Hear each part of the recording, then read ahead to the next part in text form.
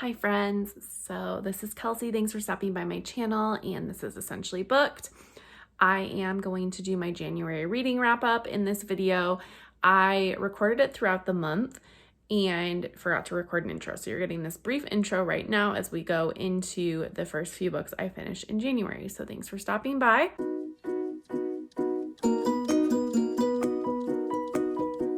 Hi everybody. So I am going to just do a quick book review on a couple of the books I've read so far this month. It is January and I started off with a bang and then I've kind of been in a lull, but because I have to return some books to the library, I'm going to talk about those first. So the very first one, sorry, I'm holding my phone with my own hand, is In the Ravenous Dark by A.M. Strickland, and this is a really good fantasy romance kind of. It's a she is pansexual and is a blood mage, so she has blood magic and gets whisked into court, like the throne, the kingdom, the royal family, because she has an outburst, and this kingdom is trying to control blood magic. And she finds out her father's a part of kind of the royal family and just learns that there's a lot going on in this royal world that like the regular people don't know. And so a precious few are gifted with magic, and they're each assigned an undead spirit who guard them and closely control them. Ever since her father died trying to keep her from this fate, Rovan has hidden her magic. When she accidentally reveals her powers to save a life, she's bound to one of the undead and thrust into a world of palace intrigue and deception. And so essentially she falls in love with two different people, one being her guardian and then one being a person in the court. And they're just trying to take over, fix this world. And it was just a really good fantasy standalone. If you're looking for a good standalone fantasy, I would recommend it. I just really enjoyed it.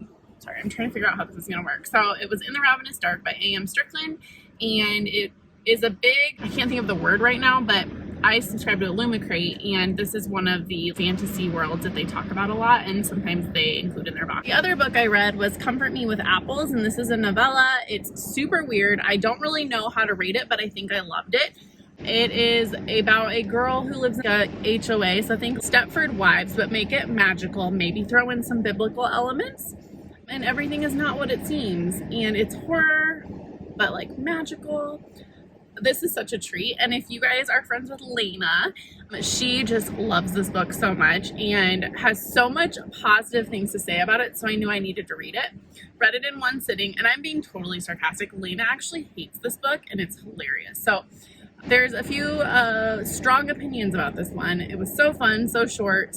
I really liked it. The writing is very flowery, an ambiguous ending, and it's weird, which are like so up my alley. So that's all I got for you today. I'm going to return these and then run to Trader Joe's. Hi everyone. So I'm just going to pop in again with a little bit of a wrap up of some of the reading I've done because I'm having an extremely good reading month.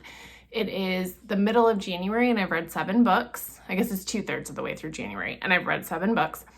I wanted to talk about a few books I had on Kindle. I want to talk about Pandora. I got this as a NetGalley book through HarperCollins. Ultimately, I'm struggling reviewing this because one of the HarperCollins strike, but also I didn't really love this one. I think it was hyped as historical fiction, but with some like Greek mythology fantasy, and I didn't really get the Greek mythology part of it. It is not fantasy. It's more magical realism, I would say, but very minimal. So this follows Dora. Her name is Pandora, Dora for short, and she lives with her uncle in an antiquities shop that was owned by her parents, and her parents excavated Greek antiquities, artifacts, etc. back in the 1800s. They pass away, and her uncle and her live in the shop, and her uncle has like let this shop fall apart. Suddenly he gets this delivery of this vase, and it changes everything because it's a real artifact. He's been doing like black market type stuff and making imposter artifacts, and Dora is trying to figure out why he's doing this, why he's being a terrible person, but it reveals stuff about her past. It was just such a slow book, and the historical fiction components just weren't there for me. Like, it wasn't interesting. It was more the backdrop and less diving in and really getting information on that history. And then the relationship between Dora and this like man who kind of helps her they fall in love, but the relationship just felt real weird. Not realistic. Wasn't my style. So ultimately I was pretty bored with this. I probably would give it a 2.5 rating for stars. Okay, and then for my book club this month, we read The Last Quintista. And this book is middle grade, which I don't read a lot of. And the girl that picks middle grade in our book club, she teaches 5th grade, and she is guaranteed to pick a book that makes all of us cry. So she did it with The Last Something of Coyote Sunrise. And then this Last Quintista is about a girl who is literally, Earth has an asteroid coming at it, and so there's all these ships and they're going to different civilizations. It takes place in the future, but when they're flying to these planets, they're put to sleep for like 400 years, and their brains are given this like computer software that gives them education, information, makes them experts, so that when they wake up in that planet, they will be smart, whatever. So her family are biologists, and they are working more with like flora and fauna and horticulture. And so that's the information she's given, but her parents also ask that she gets like story tales and folklore as like an extra credit elective. And as they're sleeping, there's people on Earth who are elected and called monitors, and they're basically going onto the ship knowing they'll die, but they need to take care of these people who are sleeping, and then they'll procreate and whatever. So when she wakes up, the monitors did not function as they were supposed to, and like anarchy happens. They're going against what the intention was, and she remembers the past, whereas the monitors had wiped out the brains of like everybody to not remember the past. She's the only one that remembers what happens and has to hold true to that story to save humanity. It blew me away. If you're looking for really compelling middle grade, and if you even want to read middle grade, even if you don't read middle grade, I totally recommend this. This book was fantastic, and it's not super long. It's middle grade, so you can fly through it. Absolutely loved it. Hello. So I am out running errands today on my day off, and I am returning some books at the library, picking up a bunch of books, and then I'm going to record my February TBR. But I read Lore Olympus Volume 3, and this is the 3rd one. Sometimes I'm just so eloquent when I speak.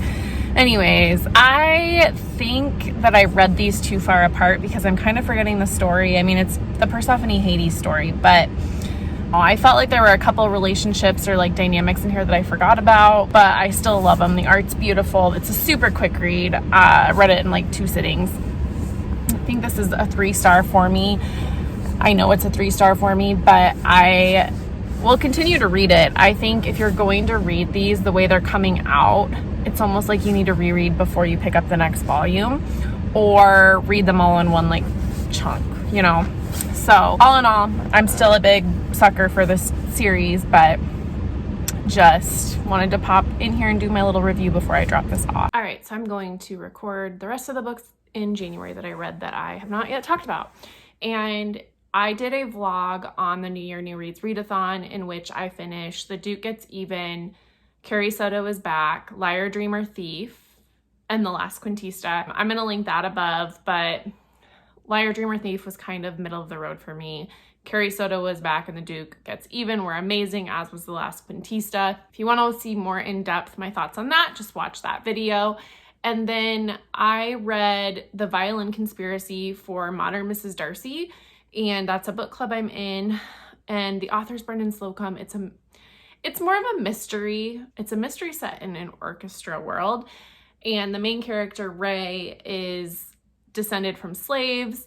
His family has this heirloom that is this beat up fiddle that his great-great-great-grandpa got from his slave owners. He gets it from his grandmother as a family heirloom to play. Like, he's this phenomenal musician, and finds out that it's a Stradivarius, if I'm saying that correct, and it's worth like $10 million. It's this groundbreaking discovery that a descendant of a slave has this fiddle, this violin from his slave holder, 100 years ago. And that slave-holding family then makes a claim on it and says it's actually theirs. So there's all this legal drama going on in the background, but suddenly this violin is stolen, I would say on the eve before a big competition that Ray is going to perform in, which is like the Olympics of orchestra. So it's this mystery, but there's also just so many terribly racist things that occur to this main character. And I just loved the book, but then got to sit through an author interview with Brendan Slocum through Modern Mrs. Darcy Book Club. And that man is precious and deserves all the attention he can get. Oh man, I love him. So, read The Violent Conspiracy. I'm doing a lot of hand talking today. And then for another book club I'm in, I reread Still Life by Louise Penny. You guys know how much I love Louise Penny. This is the first book in the series, and I actually liked it the second time more than I remember liking it the first time. But I also know these characters so well. There's 18 books in the series. I've read 16 of them. And I just really liked this first book in the series. It was wonderful. And then I read The Reunion, which was from NetGalley. And it's this about two movie stars who fall in love during their time as teenage actors on like a Boy Meets World-esque show.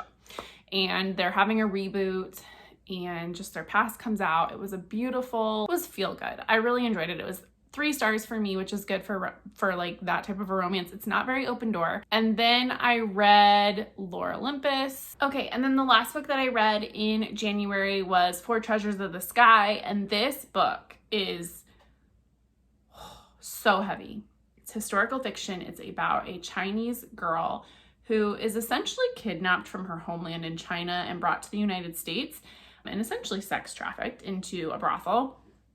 And it's set amidst the Chinese Exclusion Act, in which I believe it's the only instance of us completely excluding a race of people from coming into the United States. Absolutely horrific. I listened to it on audio, and the book is dark all the way through. There is not one happy moment for this poor girl and how she survives and adapts. And it is historical fiction, so it's not true, but it is based on true events. You guys, when I say it's probably one of the best historical fiction I've ever read, I'm not lying, but if you're gonna read it, you need to be in a great headspace because it's super dark. Terrible things happen to this girl, and her resilience and like hope and perseverance is so great, but it does not end happy. But I learned a lot, and that's why I like historical fiction, especially because I don't know a lot about this period in history, and with all the anti-Asian hate going on right now, like I just thought it was a really good read and very timely given where we're at in this godforsaken country. So totally recommend it if you're looking for a very good historical fiction. It's really good on audio. I liked it because pronunciation of names was really helpful for me. And just the characters were so well written and so good. So that was the historical fiction last book I read for the month. So I read 12 books in January. That's really good. And had a really good reading month all in all. There were a few duds, but overall I'm very happy with all the books that I read. And February is already starting off with a bang. I've read 2 books, so I'm really excited because I have a very ambitious February TBR, but January was a really good start of the year for me. I don't feel like in 2022 I had that great of a January for reading, so this was definitely a good start. Thank you for watching. As always, please like and subscribe if you're liking what you see and help me grow my channel. And if you've made it to the end, put a little book stack emoji in the comments. So until next time, bye everybody.